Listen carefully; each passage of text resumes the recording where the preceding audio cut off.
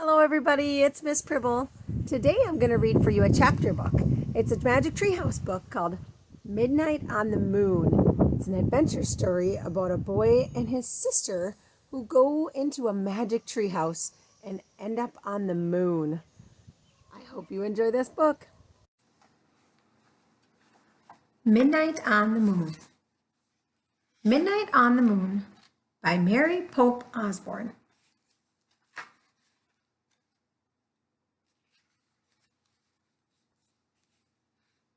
Prologue. One summer day in Frog Creek, Pennsylvania, a mysterious treehouse appeared in the woods. 8-year-old Jack and his 7-year-old sister Annie climbed into the treehouse. The treehouse was filled with books and it was magic. It could go any place that was in the book. All Jack and Annie had to do was point to a picture and wish they were there. They visited dinosaurs, knights, an Egyptian queen, pirates, ninjas, and the Amazon rainforest. Along the way, they discovered that the treehouse belonged to Morgan Le Fay. Morgan was a magical librarian from the time of King Arthur. She traveled through time and space, gathering books for her library. One day, Jack and Annie found a note that said Morgan was under a spell. Jack and Annie set out in the magic treehouse to find 4 special things that would free her. With the help of a mouse named Peanut, Jack and Annie found the first thing in old Japan, the second in the Amazon rainforest, and the third in the Ice Age. Now, Jack and Annie and Peanut are ready to find the last thing in Midnight on the Moon. Chapter 1 by Moonlight. Jack whispered a voice. Jack opened his eyes. He saw a figure in the moonlight. "Wake up, get dressed." It was his sister, Annie. Jack turned on his lamp and rubbed his eyes. Annie was standing beside the bed. She wore jeans and a sweatshirt. "Let's go to the treehouse," she said. "What time is it?" asked Jack. He put on his glasses. "Don't look at your clock," said Annie. Jack looked at his clock. "Oh man," he said, "it's midnight. It's too dark." "No, it isn't. The moon makes it bright enough to see," said Annie. "Wait till morning," said Jack. "No, now," said Annie. "We have to find the 4th M thing. I have a feeling that the full moon might help us."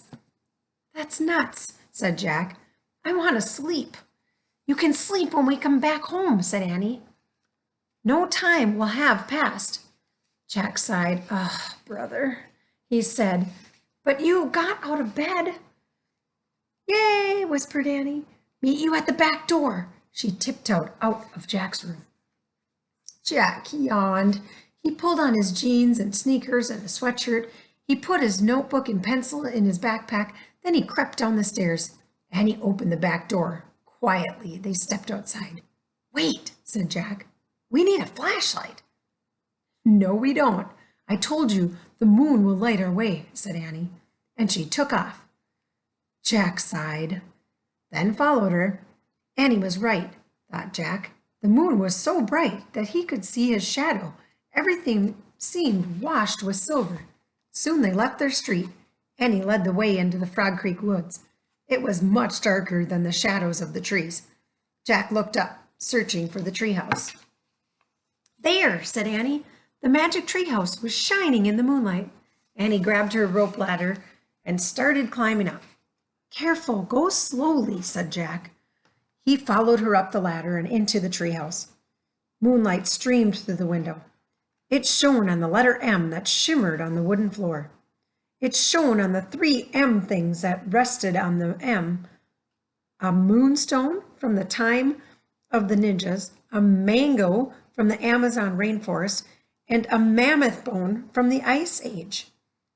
"We need just one more M thing," said Annie, "to free Morgan from her spell." Squeak! "Peanut," said Annie. In the dim light, Jack saw a tiny mouse. She sat on an open book.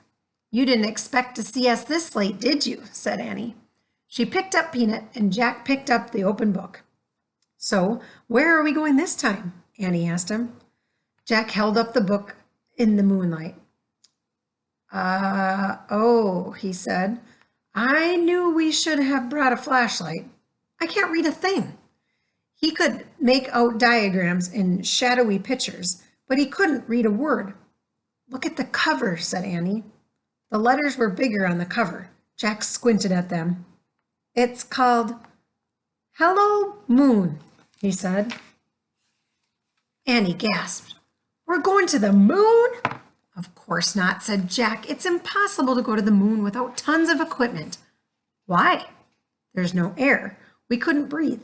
Not only that, we'd boil to death if it was day and freeze to death if it was night." "Yikes," said Annie. "So where do you think we are going?" "Maybe a place where people train to be astronauts," said Jack. "That sounds neat," said Annie. "Yeah," said Jack. He'd always wanted to meet astronauts and space scientists. "So say the wish," said Annie. Jack opened the book again. He pointed to a picture of a dome-shaped structure. "I wish I could go there," he said. The wind started to blow and the treehouse started to spin. It spun faster and faster, and everything was silent. Absolutely silent. As quiet and still as silence could be. Chapter 2. Space Motel. Jack opened his eyes. He looked out the window. The treehouse had landed inside a large white room. "What kind of training place is this?" asked Annie. "I don't know," said Jack. The room was round and had no windows. It had white floors and a curved wall lit by bright lights. "Hello," Annie called. There was no answer. Where were all the astronauts and space scientists? Jack wondered. "There's nobody here," said Annie. "How do you know?" said Jack. "I just feel it," said Annie. "We'd better find out where we are," said Jack. He looked at the page in the moon book. He read the words below the picture of the dome. A moon base was built on the moon in the year 2031. The top of the dome slides open to let spacecrafters enter and leave. "Oh man," Jack whispered. "What's wrong?" said Annie. Jack's heart pounded with excitement. He could hardly speak. "We've landed inside a moon base," he said. "So?" said Annie. "So the moon base is on the moon," said Jack. Annie's eyes widened. "We're on the moon?" she asked. Jack nodded. "The book says the moon base was built in the year 2031, he said. "So this book was written after that? Which means this book is from the future?" "Oh, wow," said Annie. "Morgan must have gone forward in time to borrow it from a future library." "Right," said Jack. "And now we're in the future on the moon." Squeak, squeak. Annie and Jack looked at Peanut. The mouse was running around in circles. "Poor Peanut," said Annie. She tried to pick the mouse up, but Peanut hid behind the mango on the letter M. "Maybe she's nervous about being on the moon," said Annie. "She's not the only one," said Jack. He let out a deep breath, then he pushed his glasses into place. "So what's a moon base?" asked Annie. Jack looked at the book. He read aloud. "When scientists visit the moon for short periods, they eat and sleep in the moon base." "A space motel," said Annie. "I guess," said Jack. He read more. "The small base has a landing chamber and a room for storing spacesuits, air and temperature controls to make breathing possible." "So that's why we can breathe," Jack said. "Let's explore," said Annie. "We have to find the fourth thing for Morgan." "No. First we should study this map," said Jack. He pulled out his notebook. "You study it," said Annie. Jack copied the map. Then he drew in his treehouse. Spacesuit storeroom, airlock, rocket entry, landing chamber, treehouse. "Okay," he said. He pointed at the X in his drawing. "We're here." Jack looked up. Annie was gone. "Oh, brother," Jack said. As usual, she had left without him, before they could even make a plan. Jack put the moon book and pencil into his pack. Carrying his notebook and backpack, he started out the window. Squeak, squeak. Jack looked back at Peanut. The mouse was running back and forth on the M. "Stay here and be safe," said Jack. "We'll be back soon." Jack swung himself over the windowsill. His feet touched the floor of the landing chamber. "Annie!" he called. There was no answer. Jack looked at his diagram. It showed only one way to go. Jack walked along the curved white wall to the stairs. He climbed the steps to a hallway. Jack, hurry! Annie was at the end of the hallway, standing in the airlock. She peered out a window in a giant door. Jack hurried toward her. Annie stepped aside so he could look out the window too. "Oh, man," said Jack. What he saw took his breath away. He stared at a rocky gray land. The land was filled with giant craters and tall mountains. The sun was shining, but the sky was ink black. "Say hi to the moon," Annie said softly. Chapter 3. Open Sesame. "The fourth M thing must be out there," said Annie. Beside the door was a button with the word "open" on it. Annie reached for the button. "Wait!" Jack grabbed her hand. "There's no air on the moon, remember?" "Oh, right. But we have to go out to find the M thing." "Let's see what the book says," said Jack. He pulled the book out of his pack. He flipped through it until he found a page that showed the surface of the moon. He read aloud. "It takes 14 Earth days to equal 1 day on the moon. No air protects the moon from the sunny rays, so daytime heat reaches 260 degrees. Jack looked at Annie. "I told you our blood would boil if we went out there," he said. "Yuck," she said. Jack read from the book again. "Moon scientists wear spacesuits, which have controls to keep them from getting too hot or too cold. They have tanks which provide air for 2 hours. "Where do we get spacesuits?" asked Annie. She looked around and trotted back down the hall. "Maybe there?" Jack was studying his map. "Let's try the spacesuit storage room." "Don't look at the map," Annie said. "Look at the real room." Jack glanced up. Annie was peering through a doorway up off the hall. "There's a ton of space stuff in here," she said. Jack went to look. Bulky white suits hung from the hangers. 8 tanks, helmets, air tanks, gloves, and boots sat in neat rows on the shelves. "Wow, it's like the armor room in a castle," said Jack. "Yeah, with huge armor," said Annie. "Let's pick out the smallest stuff," said Jack. "The suits can go over our clothes." Annie found the smallest white suit, and Jack found the next smallest. They stepped into them. Then Annie locked Jack's air tank onto place. "Thanks," he said, and he did the same for her. "Thanks," she said. "Gloves?" said Jack. He and Annie pulled on white gloves. "Boots?" said Annie. They each pulled on a pair of huge white boots. "Helmets," said Jack. He reached for a helmet. "Wow, they're pretty light," he said. "I thought they'd be like knights' helmets." Jack and Annie put the helmets on. They locked each other's into place. "I can't move my head right or left," said Annie. "Me either," said Jack. "Let's try walking." Jack and Annie moved clumsily around the room. Jack felt like a fat snowman. "Close your visor," said Annie. They both closed their see-through visors. Cool air filled Jack's helmet. "I can breathe," Annie yelled. Her voice boomed into Jack's ears. "Ow! Talk quietly," Jack said. "We have two-way radios inside our helmets." "Sorry," whispered Annie. Jack put the moon backpack in his pack, and he slung the pack over his shoulder. "Okay," he said. "Remember, we only have 2 hours of air in our tank.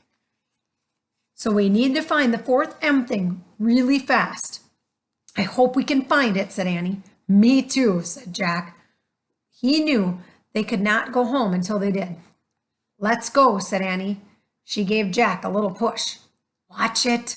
No goofing off," he said. "We don't want to fall over in these suits." "Just go, go," said Annie. She pushed him out of the room. They walked back to the airlock. "Ready?" said Annie. "Open sesame." She pressed the open button. A door slowly slid closed behind them. A door opened in front of them, and Jack and Annie stepped out onto the moon. Chapter 4. Moon Rabbits. "Oh, wow," said Annie. She took a step forward, but Jack stood frozen. He wanted to get a good look at everything first. He started at the ground. He stared. He was standing in a layer of gray dust as fine as powder. Footprints were everywhere. Jack wondered who had made them. He reached back the book. To his surprise, it was as light as a feather. He found a picture of the footprints on the moon. He read, "The moon has no rain or wind to blow the dust around, so footprints will never wear away naturally, not even in 1,000,000,000 years." "Oh man," Jack said. The moon was the stillest place he had ever been. It was as still as a picture, and its stillness would never, ever end. Jack stared at the ink-black sky. A lovely blue and white ball glowed far away. Earth! For the first time, it really hit Jack.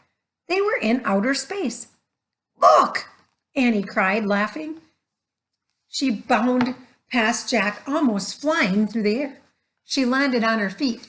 Then she jumped again. "I'm a moon rabbit," she called. Jack laughed. How does she do that? He wondered. He turned a page and read, "A person weighs less on the moon because of the moon's low gravity and lack of air. If you weigh 60 pounds on Earth, you would only weigh 10 pounds on the moon." "Don't just stand there reading," said Annie, grabbing her brother's book and Jack's glove's hand. She tossed it into space. It flew far away. Jack started after it. He bounded up and down, boing, boing, boing. Now he felt as light as a feather. "Look," he called to Annie. "I'm a moon rabbit too." Where Jack's boots hit the ground, the moon dust gracefully sprayed into space. The book had landed at the edge of a shallow crater. When Jack reached it, he tried to stop, but his feet slipped. He fell right over and laid on his side. He tried to stand, but he was off balance. He tried again, but the dust just was too deep, and his spacesuit was too clumsy. "You okay?" asked Annie. "I can't get up," said Jack. "You shouldn't have been goofing off," said Annie wisely. "You goofed off first," said Jack. "Now, help me up, please." Annie started toward him. "Don't fall too," warned Jack. "I won't." Annie moved very slowly. She half floated, half walked. "Give me your hand," she said. Annie grabbed Jack's hand. She pressed her boots against his and pulled him up.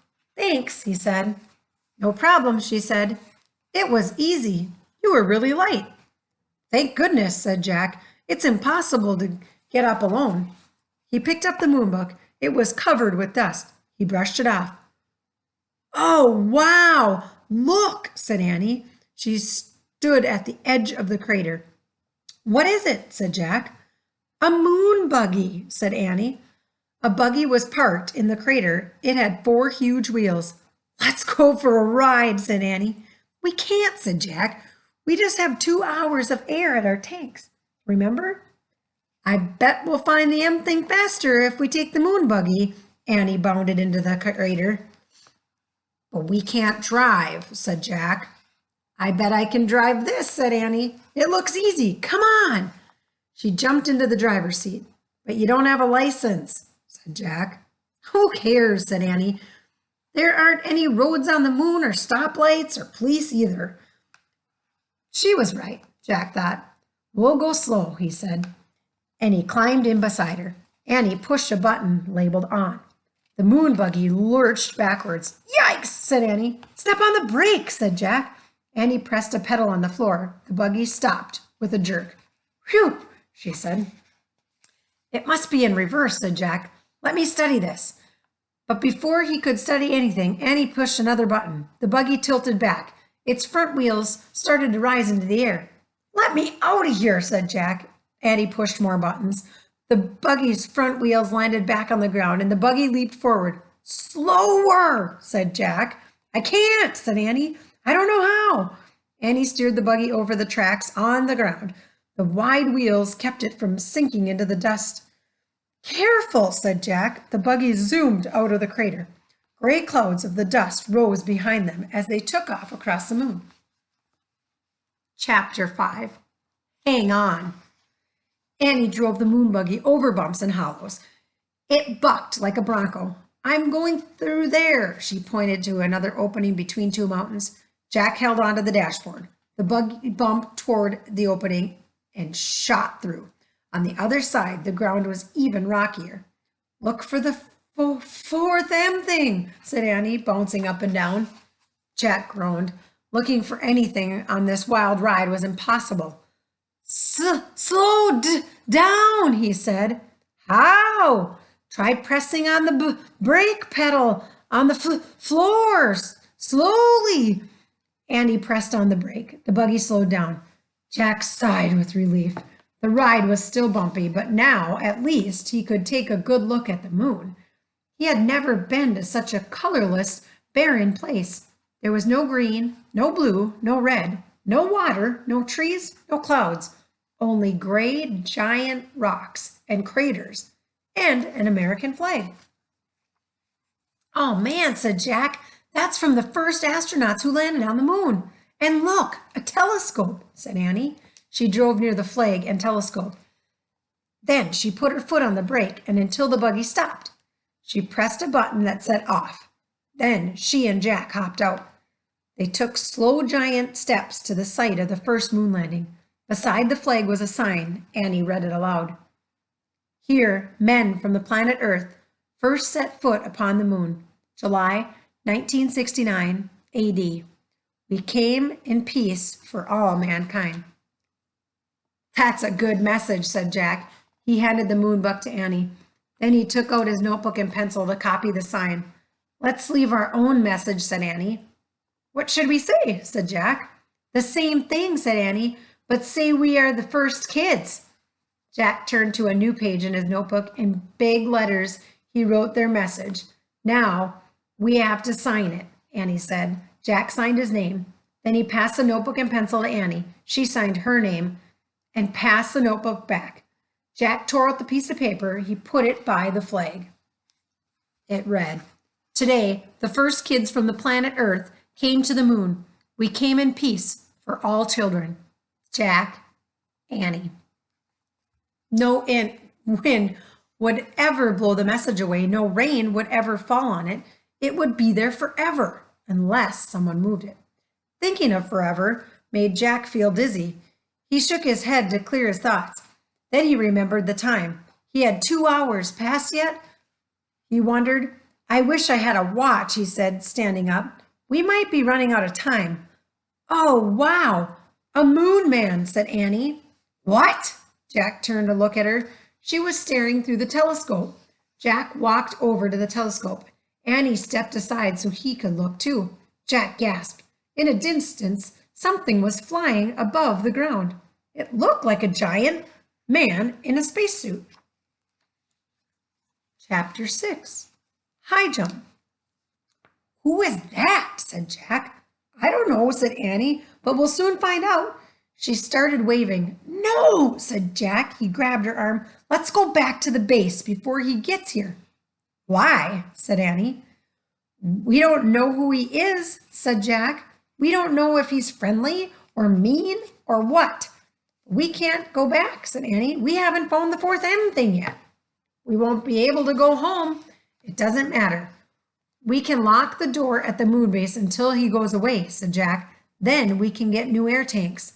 Jack hurried to the moon buggy. Come on! He jumped into the driver's seat. Annie gave a little wave to the dot in the sky. Then she climbed into the moon buggy. The buggy took off. Careful, said Annie. They bumped over the rocks and Jack turned the buggy around. Then they zoomed towards the pass. Jack steered around the craters and rocks. More than once the buggy nearly tipped over. Whoa, slow down, said Annie. They were almost at the mountain pass. Suddenly, a cloud of dust flew up in front of them. The ground trembled. Watch it, cried Annie. Jack couldn't see a thing. He stepped on the brake. The buggy jerked to a stop. The dust settled. A giant rock had fallen into the narrow pass. It was stuck between two walls of rock. They were trapped. Jack quickly found a picture of the giant rock in the moon book. He read aloud, Rocks of all sizes crash into the moon from outer space. These rocks are called meteorites. We're lucky that meteorite didn't land on us, said Jack. Yeah, I guess it's too big to be the M thing, said Annie. She had climbed out of the moon buggy and was standing by the meteorite. It was more than twice as tall as she was. Jack looked at the black sky. The flying thing was nowhere in sight yet. We'll have to jump over it, Annie said. Jump? I don't think so, said Jack. It's too high. I'm going to try anyway, said Annie. Wait, let's think first, said Jack. But Annie was already backing up. 1, 2, 3, go, she shouted, and took giant leaping steps toward the meteorite. When Annie got close to the rock, she pushed off the ground. Then she flew through the space and disappeared behind the meteorite. Annie, Jack called. There was no answer. Oh, brother, said Jack. He backed up and took off toward the rock. He jumped as high as he could. Then he was flying through space. Jack hit the ground and fell face into the dust. Jack tried to stand, but his suit was too bulky.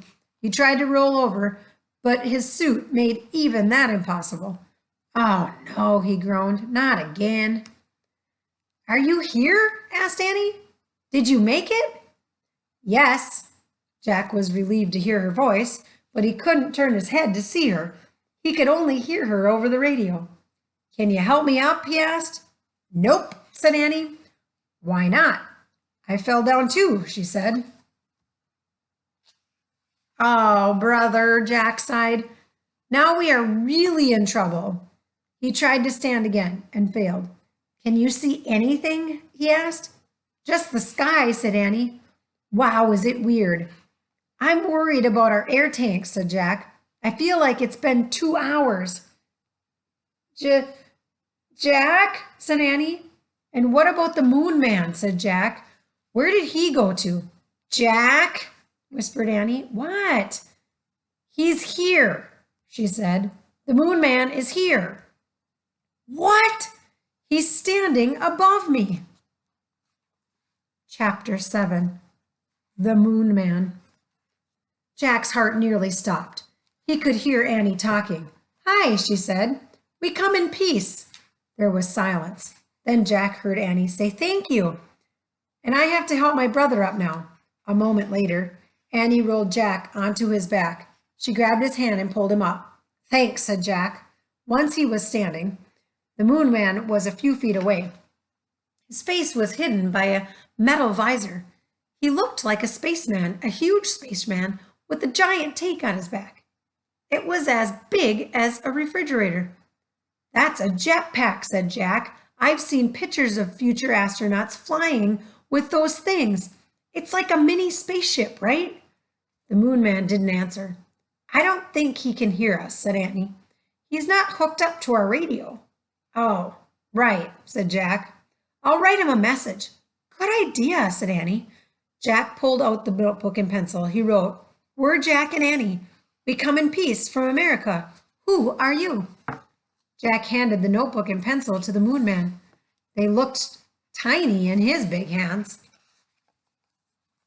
The moon man looked down at the message. He looked at the tiny pencil. Then he turned the notebook over. Jack and Annie watched as the moon man put the pencil to the paper. He was writing something very carefully.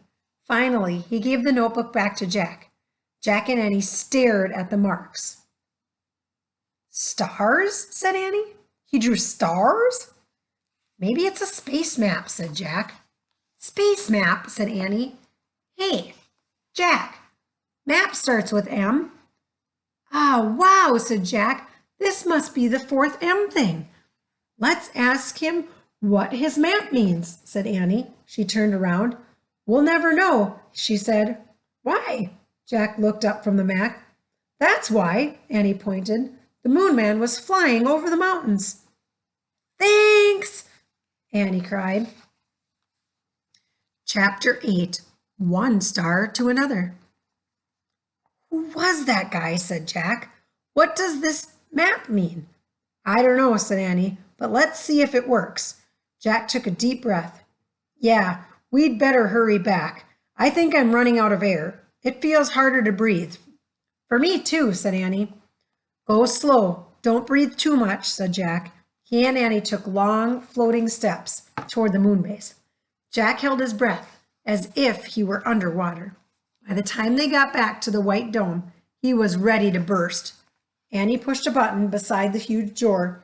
It slid open. They hurried into the airlock. The door closed behind them, and the door to the hallway opened. Jack opened his visor of his helmet. He took a long, deep breath and let out, "Ah, let's get out of these suits," said Annie. "Good idea." Jack was dying to free his arms and legs. As they moved clumsily into the spacesuit storage room, Jack felt heavy again. He and Annie unlocked each other's helmets, gloves, and boots and pulled everything off. They then stepped out of their bulky suits. "Phew," Jack said. He took off his glasses and rubbed his eyes. It was great to be free, even if he no longer felt as light as a feather. "Hurry, Peanut's waiting," said Annie. She led the way down the steps to the bright landing chamber. "Yay!" she said softly. Jack was relieved to see the treehouse was still there. Soon they'd be heading home. He couldn't wait. Jack and Annie crawled through the tree house window. "We're back, Peanut," said Annie. Squeak! Peanut ran to the letter M. "We missed you," said Annie. She patted the mouse's head. "We met a moon man." "Sorry, Peanut, but you have to move," said Jack. "We have to put the map on the M." Annie gently lifted the mouse off the M. Jack tore the star map out of his notebook and placed it on the M, next to the mammoth bone, the mango, and the moonstone. He sighed, then sat back on his heels. "Hand me the Pennsylvania book," he said. They needed the Pennsylvania book to get back home. There was silence. Jack turned and looked at Annie. "It's not working, Jack," she said. "The book's not here." "What? Was the map the wrong thing?" They looked around the treehouse. "It's definitely not here," said Annie. "Oh no," Jack's heart sank. He picked up the star map and stared at it. Squeak, squeak. Peanut jumped out of Annie's arms and scurried back to the letter M. "Got an idea," said Jack. He reached into his back and took out his pencil. "What are you doing?" said Annie. "You know how you drew a constellation?" said Jack. "You connect the stars. What happens if we try that?" He drew a line from one star to another. He kept drawing until all the stars were connected. "Let me see," said Annie. Jack held the paper out so they could both study it. "It looks like a mouse," said Annie. "Yeah," said Jack. "Is there such a thing as a mouse constellation?" said Annie. "I don't think so," said Jack. Squeak. Annie and Jack looked at Peanut. She was standing on the M. "Oh, wow, Jack," Annie whispered. "I think I know what the fourth thing is." Jack grinned. "Me too," he said. "It's a mouse," they said together. Squeak, squeak. "Maybe the spell is moonstone, mango, mammoth bone, mouse," said Annie. Jack touched each M thing in turn as he whispered, "Moonstone, mango, mammoth bone, mouse." "Let's say it over and over and see what happens," said Annie. Together they chanted, "Moonstone, mango, mammoth bone, mouse. Moonstone, mango, mammoth bone, mouse." Suddenly, a bright light filled the treehouse. The light got brighter and brighter and brighter. The brightness was blinding and whirling, and the air spun with brightness, and everything was clear. Peanut the mouse was gone, and Morgan Le Fay stood before Jack and Annie. Chapter 9. Morgan. "Thank you," Morgan said softly. "You have freed me from the magician's spell." Jack just stared at her. "You were Peanut?" Annie said. Morgan nodded and smiled. "Really? You were with us all the time?" said Jack. "On all our missions?" Morgan nodded again. "Why did you have to go on all this missions to find a mouse?" said Jack. "You were always with us." "To break the spell, we had to be on the moon," said Morgan. "You could have broken it the minute we arrived." "Oh." That's what you were trying to say, said Annie. We didn't have to leave the moon base at all. Morgan nodded, smiling. But the moon man came along to help us, said Annie. He drew a constellation of a mouse. Is he a friend of yours? Morgan shrugged. Let's just say we had a little talk. He stopped by the moon base while you were out. The same way you had a talk with the ninja master, right? Said Jack. And the monkey and the sorcerer? Morgan nodded. I always squeaked to the ones who helped you. But how did they understand you? A mouse, said Jack. Morgan smiled again. Certain wise ones understand the language of little critters, she said. I bet it was you who turned the pages of the book, said Annie, to show us where to go next. Morgan nodded. And who turned you into a mouse, said Annie. Morgan frowned. A certain person who likes to play tricks on me, she said. His name is Merlin. Merlin, said Jack, the greatest magician who ever lived? Morgan sniffed. He's not that great, she said. He doesn't even know I have 2 brave friends who help me. Us? Said Annie shyly. Morgan nodded. And I thank you both with all my heart. You're welcome, said Jack and Annie. Morgan handed Annie the Pennsylvania book. Are you ready to go home now? She asked. Yes, said Jack and Annie. Annie pointed to a picture of the Frog Creek woods. I wish we could go there, she said. The treehouse started to spin. It spun faster and faster. Then everything was still, absolutely still, but only for a moment. Chapter 10. Earth Life. The midnight woods woke up. A breeze rustled the leaves. An owl hooted. The sounds were soft but very alive. Jack opened his eyes. He pushed his glasses into place. He smiled. Morgan was still with them. He could see her in the moonlight. Her long white hair was shining. Morgan, can you and the treehouse stay here? Said Annie. In Frog Creek? No, I must leave again, I'm afraid, said Morgan. I've been gone from Camelot for a long time. She handed Jack his pack. She brushed his cheek. Her hand felt soft and cool. A bit of moon dust still on you, she said. Thank you, Jack, for your great love of knowledge. You're welcome, said Jack. Morgan tugged on one of Annie's braids. And thank you, Annie, for your belief in the impossible. You're welcome, said Annie. Go home now, said Morgan. Jack smiled. Home was Earth, that bright, colorful world where everything was alive and always changing. Bye, Morgan, said Annie. She started out of the treehouse. Jack looked back at Morgan. Will you come back soon, he said. Anything can happen, said Morgan. The universe is filled with wonders. Isn't it, Jack? He smiled and nodded. Go now, Morgan said softly. Jack followed Annie down the rope ladder. He stepped onto the ground. The wind started to blow. The tree started to shake. A loud roar filled Jack's ears. He squeezed his eyes shut. He covered his ears. Then everything was silent and still. Jack opened his eyes. The ladder was gone. He looked through the leaves and branches of the giant oak tree where the treehouse had been. Was only moonlight now. Bye, Morgan, he whispered sadly. Bye, Peanut, said Annie. Jack and Annie stared at the top of the tree for a long moment. Ready? Said Annie. Jack nodded. They started for home. The midnight air felt cool and moist. It was filled with the soft sounds of the earth life. Jack and Annie left the Frog Creek woods. They started down their street. Annie glanced up at the sky. The moon looks really far away, doesn't it? It did, thought Jack. It was. I wondered how the moon man can be up there all alone, said Annie. What do you mean? Said Jack. I mean, who helps him put on his spacesuit, said Annie. Who helps him get up when he falls down? And who is he? Added Jack. Who do you think he was? Said Annie. He must be a scientist or an astronaut from Earth, said Jack. No, I think he's an alien, said Annie, from another galaxy. Jack scoffed. What makes you say that? I just feel it, said Annie. Wrong, said Jack.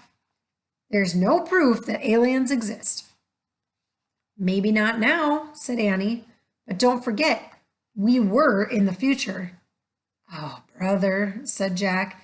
They crossed the yard and climbed into their back steps. Annie tiptoed inside the house. Jack followed her.